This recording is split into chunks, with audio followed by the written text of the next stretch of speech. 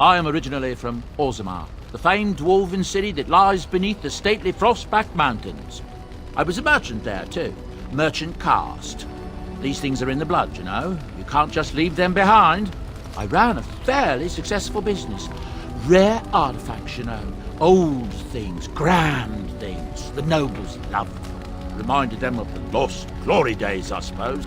Our kingdoms once spanned the length of Thados, from majestic Orzammar to Kalsharok to glittering Darmalin far to the west. They say the gold and silver veins ran so thick through the stone of Darmalin that the entire city sparkled. The Darkspawn took it all, of course. One by one, the old tides fell, and then all that was left was Orzammar. But we were talking about how I ended up here, weren't we? One day, a noble woman came to my store. She looked around for a bit and then started shrieking in dismay. Apparently, she believed that a pair of braces I had for sale once belonged to her brother. He'd been lost in a cave-in, you see, while on an expedition to clear out the Darkspawn from one of the tunnels running close to the city. They were made specially for him. They're unique, she shrieked. He stole them from my poor brother's corpse. She had me arrested on the spot, of course.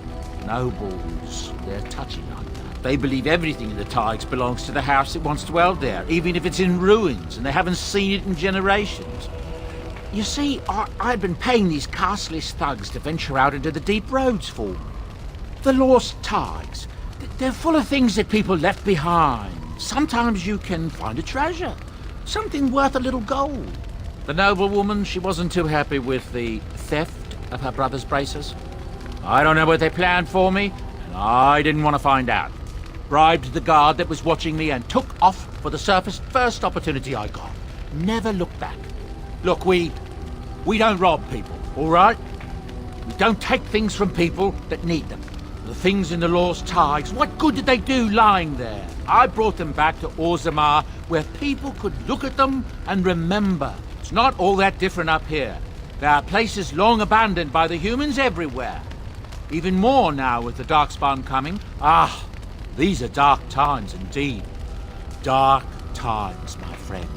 People flee from the Blight with good reason, but they forget things. Things with value and meaning. They leave them behind because they're frightened and desperate. And sometimes, my boy and I, we find our way to these places before the Horde descends, and we save these things. I take them away so the Darkspawn don't get them. It's not so bad.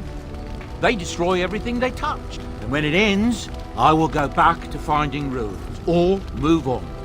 I don't really have much of a choice. I'm married to a fine woman back in Denerim, it's true. She'd give me a son if she could, but that's not likely to ever be.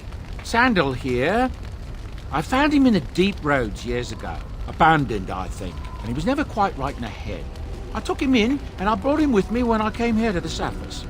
He may not be my blood, true, but I think of him as one. We left Orzammar. That's right, boy. Maybe one day we'll see it again. I was glad to take him in. It's not as if I don't benefit, mind you. Turns out the boy's a natural working with enchantments. He might have even been lyrium-addled. I never thought of that before, to be honest. Happens sometimes. He can work an enchantment into just about anything, however, given some time. Could probably open his own shop, if he knew how. Enchantment. Well, he does seem to enjoy it at least.